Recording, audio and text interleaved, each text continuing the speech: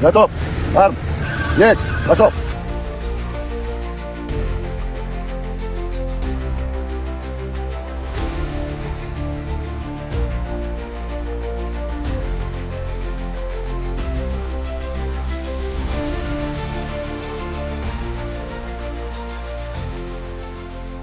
It began not with sirens but with silence. On the cold night of October 31st, while much of the world celebrated Halloween, Moscow faced a nightmare of its own. Within seconds, 12 regions of Russia were plunged into total darkness. Millions of lights flickered, faded and died, and deep under the city, 20,000 people were trapped in metro tunnels cut off from power, air systems and communication. For hours, Russia's proud capital, the symbol of Vladimir Putin's control, was paralyzed. Traffic froze, government offices shut down. Even the Kremlin's own security grid experienced intermittent outages. On that night, Moscow learned what it means to be powerless. The cause wasn't an accident, it was a message, one written in fire precision and the unmistakable hum of Ukrainian drones. Just hours earlier, Ukraine's commander of drone operations had made a chilling public declaration. This is not a temporary inconvenience, this is the new reality. Russia will face widespread blackouts this winter. Few in Moscow believed him, they do now. Because that very night, Ukraine launched one of its most coordinated and devastating attacks deep inside Russian territory since the war began.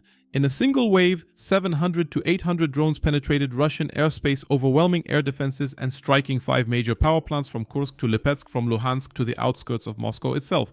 In seconds, millions of homes went dark, factories stopped humming, and fuel pipelines erupted in flames. Among the most symbolic targets was the Koltsevo fuel pipeline, a vital artery supplying diesel, aviation fuel and gasoline to the Russian military. It was Putin's hidden lifeline and now it was burning. The attack's timing was no coincidence. Only hours before Russia had launched a brutal strike against Ukrainian civilians, killing 15 people and wounding 20 more in a residential area. The response from Kyiv was swift, cold and calculated. President Volodymyr Zelensky had vowed the month before, "Every time Russia attacks Ukrainian civilians or energy, Ukraine will strike back harder."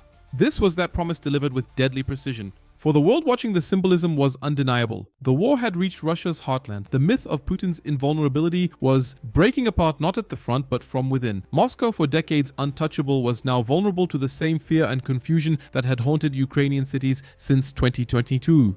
Videos from Russian citizens flooded Telegram and X. In them, the streets glowed faintly under moonlight, dotted only by the blue flash of police lights. People spoke in hushed tones. One man whispered while filming from his window, "The lights, they're all gone. The city is dead." To the outside world, particularly in Washington, London and Brussels, this blackout was more than a tactical success. It was a turning point in psychological warfare. For the first time, the Russian public tasted the chaos they had long exported beyond their borders. And as intelligence analysts in the United States noted, the scale of Ukraine's operation reflected Western-style coordination and precision. The drones didn't just hit random targets, they hit critical nodes, transformer junctions, substations, and pressure valves designed to cripple, not just damage, Russia's infrastructure. Even Russian state TV, usually a fortress of propaganda, struggled to contain the narrative. They called it a temporary technical malfunction, but the panic spreading across Moscow told another story. Fire trucks jammed intersections, emergency crews raced between blackout zones, metro passengers were evacuated manually through tunnels, their faces lit only by flashlights and phone screens. By dawn, Russia's fortress capital had endured the single most significant energy disruption in decades, a humiliation impossible to hide.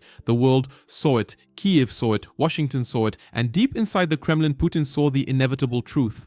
The war he started was now coming home, but this was only the beginning, because as Moscow struggled to relight its streets, another explosion echoed across the night, not in the sky, but beneath the ground. The Koltsevo pipeline had just been destroyed. The second wave came before Moscow had even regained its breath. Just as emergency units began restoring partial power, a sudden tremor rippled beneath the ground. A fireball erupted along the Koltsevo fuel pipeline, one of the 3 main arteries supplying Russia's western military districts. For years, the Koltsevo network had pumped millions of tons of jet fuel, diesel and gasoline from refineries to bases across European Russia. It powered tanks, warplanes and the endless columns of logistics that fed Putin's war machine. On that Halloween night, all 3 pipelines were hit simultaneously. Within minutes, pillars of smoke rose over the Moscow outskirts. Putin had anticipated such a scenario. His intelligence agencies had installed anti-drone nets, surveillance towers and armed security forces along every section of the fuel lines. Yet when the Ukrainian drones came, the defenses meant nothing. The nets burned, the guards fled, precision won over manpower, a quiet demonstration of how modern warfare favors intelligence and agility over brute strength. For Kiev, it wasn't just revenge, it was strategy. The Ukrainian Drone Command had studied Russian logistics for months, identifying weak spots in energy infrastructure that could paralyze entire supply chains. The operation was designed not merely to destroy, but to send a message directly to the Kremlin: Russia's homeland is no longer untouchable. Hours after the explosions, the chief of Ukraine's drone forces addressed Moscow with a cryptic but powerful statement. His words spread rapidly online, translated and dissected by analysts worldwide.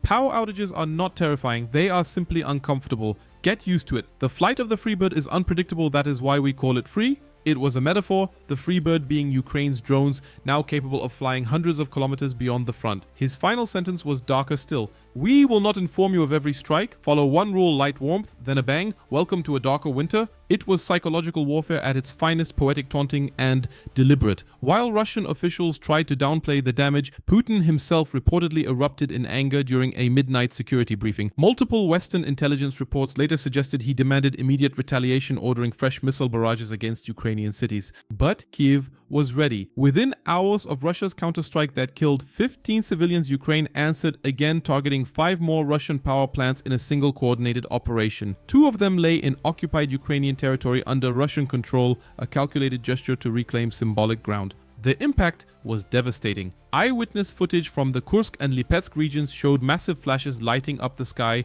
followed by silence. In Kursk alone, 16,000 Russians lost electricity overnight. Local residents filming from balconies spoke nervously as the horizon glowed orange. "They'll shoot it down soon," one man said while recording the drone. Seconds later, the screen went black. The footage spread like wildfire across Telegram. Even pro-Kremlin bloggers couldn't ignore it. The Russian public was beginning to realize that no part of their country was safe anymore.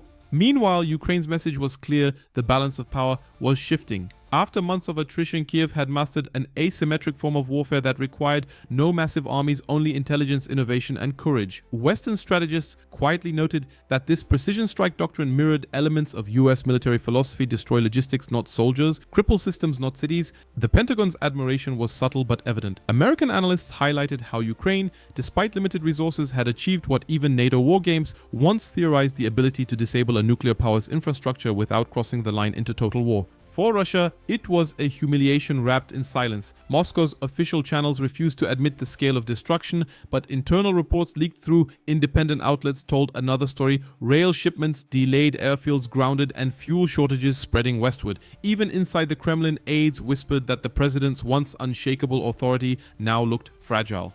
By dawn, the energy grid flickered sporadically back to life, yet the sense of invincibility, that ancient myth of Russian resilience, had been shattered. Moscow's skyline, once blazing with power, now sat under a pale haze of smoke. The war that was meant to stay beyond the border had come home in burning arcs of drone fire.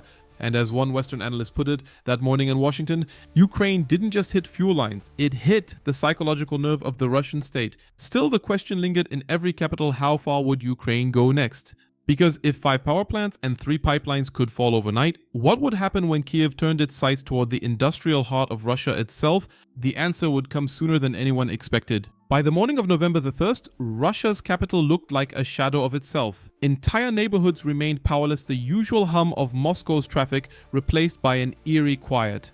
Electric trams were motionless on their tracks, their metallic frames glinting under a dim sunrise. Digital billboards, symbols of a modern Russia, were blank, frozen in silence. Inside the tunnels, firefighters led passengers out by flashlight, guiding them through narrow passages that smelled of smoke and oil. Some carried children, others walked barefoot after hours trapped in carriages without ventilation. It wasn't just an inconvenience, it was a symbolic collapse of Russia's urban confidence. For a regime built on the illusion of strength and stability, this blackout was a political earthquake. Moscow had long portrayed itself as a fortress insulated from the chaos it unleashed abroad. But now, as millions experienced fear and confusion firsthand, that myth evaporated in the dark. Russian officials were quick to call it a temporary power failure, yet local reports and satellite imagery told another story: entire grids offline, substation fires visible from space, and emergency crews working around the clock to prevent cascading failures across central Russia. In Kiev, the tone was calm, almost surgical. Ukrainian military spokespeople didn't gloat. They simply confirmed that the operation had achieved its intended strategic objectives. That phrase carried weight. It suggested not random destruction, but a meticulously planned energy strike aimed at dismantling the logistical arteries sustaining the Russian war machine.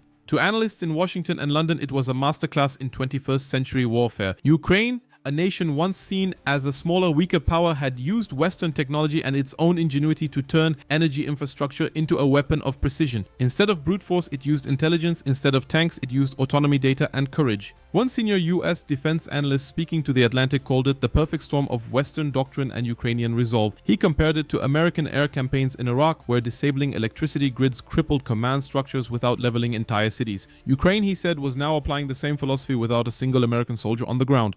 Inside Russia, panic seeped through the cracks of censorship. Telegram channels run by pro-Kremlin bloggers began contradicting official statements. Some admitted that Ukraine's drones are evolving faster than our defenses. Others warned that air defense commanders were being replaced almost daily as the Kremlin sought someone to blame. But the truth ran deeper. Russia was running out of both equipment and trust. Western sanctions had severed its access to critical components. Many of its refineries, as later confirmed by independent economists, were built decades ago using Western technology: Siemens turbines, American compressors, European control systems. Now, with sanctions in place, replacements were impossible. That meant every Ukrainian strike left a scar Russia could not fully heal. Every blackout became more costly, every repair more temporary. Meanwhile, the mood in Ukraine shifted from survival to momentum. For the first time since 2022, the country felt it was dictating the pace of war. Drones once used defensively were now instruments of deep penetration into enemy territory. Even the tone of Kiev's military communications reflected confidence. Phrases like measured escalation, surgical precision, and controlled retaliation replaced the desperation of earlier years. The Kremlin, in contrast, resorted to its old tactics: denial and fear. Russian state TV warned citizens to prepare for possible power shortages due to Western sabotage. The word Ukraine was carefully avoided. Instead, they blamed foreign agents. But in the silence of their unlit homes, ordinary Russians knew who was responsible.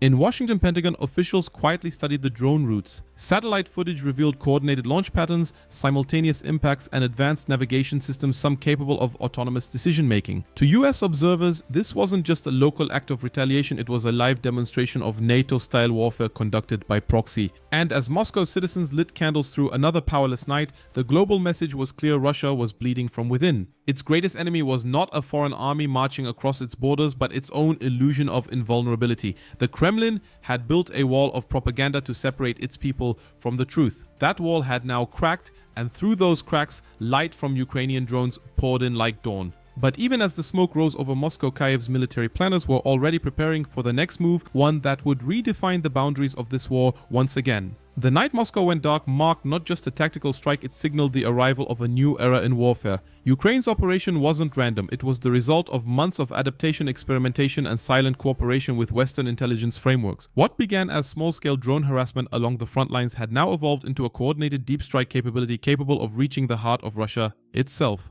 Behind this transformation stood a philosophy borrowed and refined from American doctrine: fight smart, not big. The US military had long understood that control of the skies and data streams could outweigh sheer numbers. Ukraine took that principle and turned it into something faster, smaller, and deadlier. Instead of stealth bombers, Kiev had swarms of drones. Instead of billion-dollar programs, it had garage-built machines armed with precision warheads, each one guided by real-time intelligence. By the fall of 2025, these drones were no longer improvisations. They were part of an integrated system, a digital front where artificial intelligence, satellite imagery, and Western reconnaissance data merged to form a living, breathing network of eyes and wings. Each strike, like the Halloween assault on Moscow, was planned with mathematical precision, route optimization, radar evasion, and simultaneous target saturation. American analysts privately admitted their awe. One US Air Force strategist told Defense Review, "Ukraine has turned civilian-grade technology into a strategic equalizer. It's what every modern army will study for decades." The shift began months earlier when President Zelensky authorized the formation of a unified drone command, a structure inspired by US Central Command's rapid response architecture.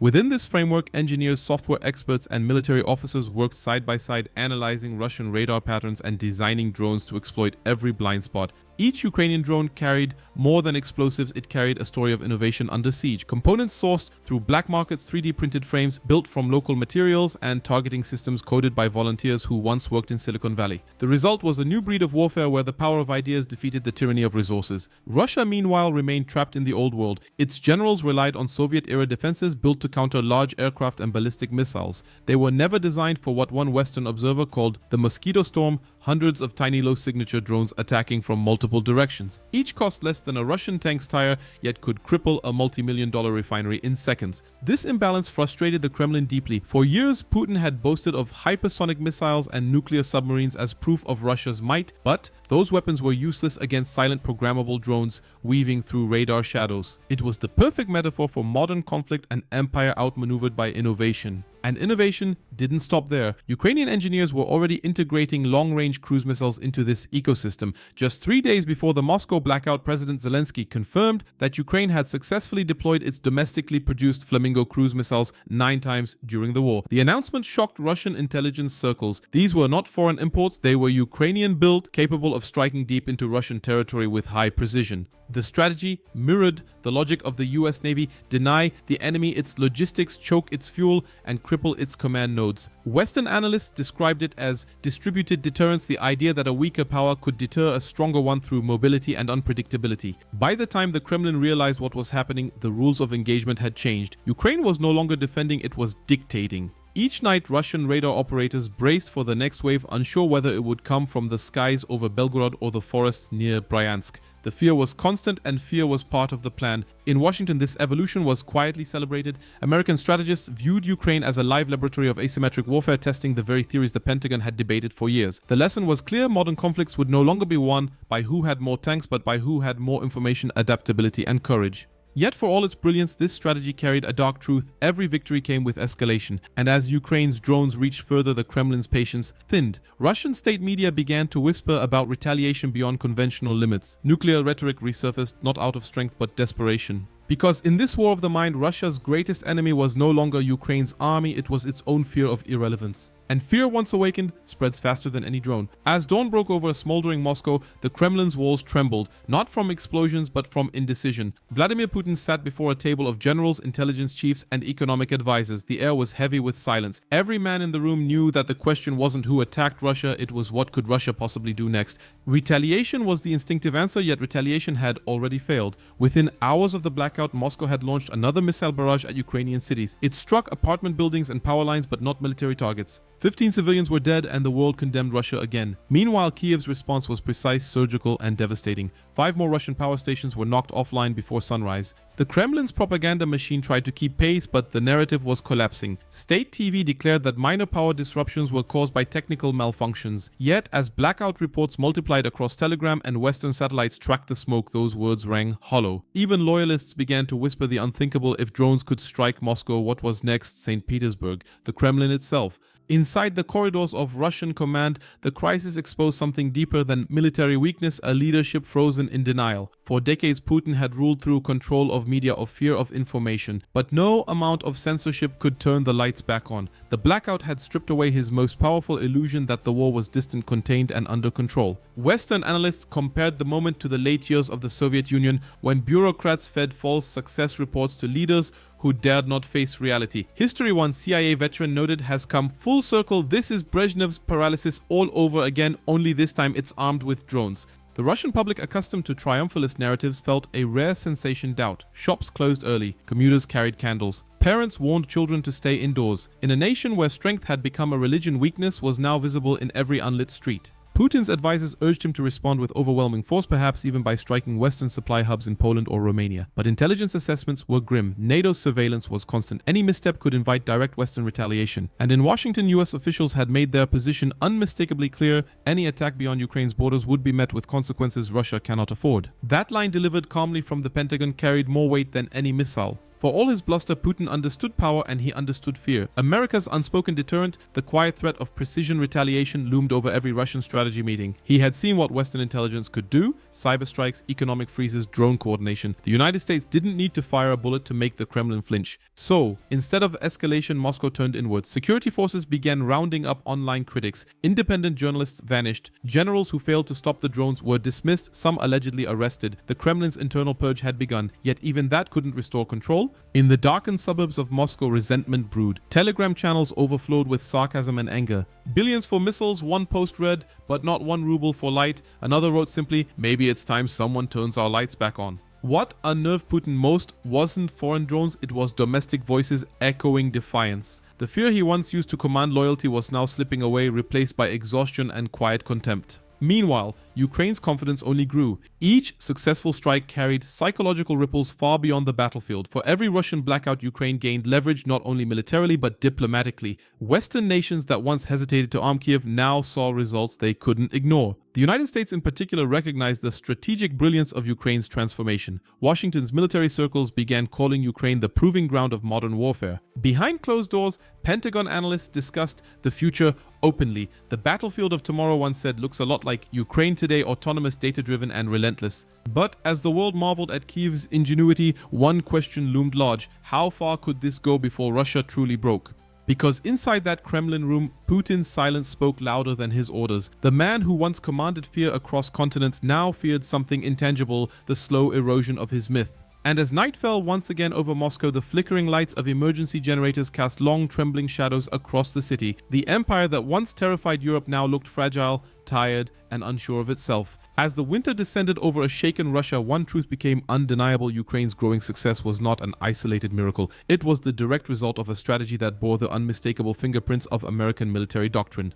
Behind the curtain of Ukraine's daring operations stood a network of Western intelligence, technology, and experience. Washington never commanded the strikes, but its invisible hand guided the logic behind them. From satellite mapping to data analysis, from stealth communication systems to encrypted target coordination, the influence of US strategic thinking pulsed through every Ukrainian mission. This wasn't the blunt assistance of the early warriors. The United States had shifted from supplying weapons to supplying vision. Instead of tanks, it offered algorithms. Instead of soldiers, it provided strategy. The Pentagon's advisors quietly trained Ukraine's officers to think like American commanders: flexible, adaptive, and ruthlessly efficient. The goal was clear: turn a nation under siege into a prototype of 21st century warfare. For Washington, Ukraine became a living laboratory, a chance to test doctrines developed after decades of wars in Iraq and Afghanistan. The lessons were clear: wars of the future would not be won through numbers or nuclear stockpiles, but through information dominance. Whoever controlled data would control the battlefield. Ukraine embraced that truth faster than anyone expected. Within months, its military transformed into a digital organism integrating Western reconnaissance with homegrown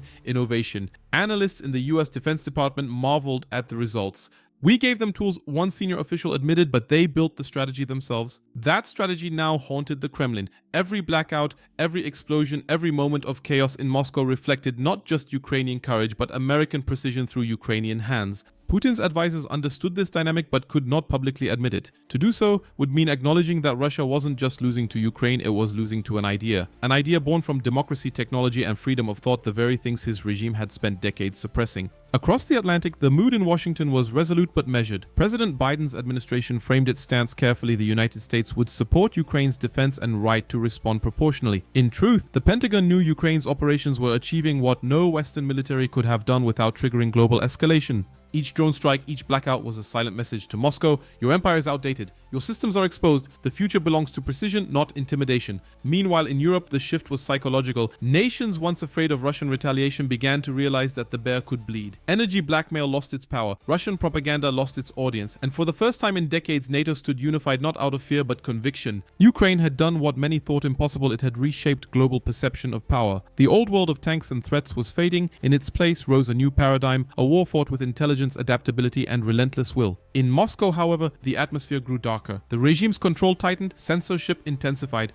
Yet for all its efforts, it could not silence the hum of the drones above, nor the growing realization among its citizens that their leader's empire was built on lies. The Americans had not only helped Ukraine strike, they had helped it endure, teaching a smaller nation to weaponize ingenuity against tyranny. And as winter deepened, the light that vanished over Moscow began to shine brighter over Kiev. The war had become more than a conflict between two countries. It was now a contest between two worlds, one built on fear, the other on freedom. And in that contrast, the world saw a reflection of history repeating, but this time the light belonged to those who refused to kneel. In the cold silence of a darkened Moscow, a single truth echoed louder than any explosion: the balance of power has changed forever. Ukraine, once seen as a fragile state on the edge of collapse, now stands as a living example of modern resistance, proof that courage, intelligence, and unity can outmatch the machinery of oppression. Each strike, each blackout, each precision drone flight tells the same story: a nation reborn under fire, guided by strategy, supported by freedom. For the world, these events are more than just headlines, they are lessons. They reveal how technology, when wielded with purpose and moral clarity, can defend democracy itself, and they remind every authoritarian power watching that even the mightiest empire can crumble when its lies meet the light of truth. But this story is far from over. The coming months will decide not only Ukraine's fate but the future of warfare and global order. Will innovation and cooperation triumph over fear and aggression, or will darkness return to cover the map of Europe once again? That answer is still being written, not in the halls of power but in the skies where Ukrainian drones carve their silent signatures of defiance. If you believe the world must see this fight through to the end, subscribe, stay informed, and stand with those who refuse to surrender, because every light that shines again in Ukraine is a reminder that freedom still burns brighter than fear.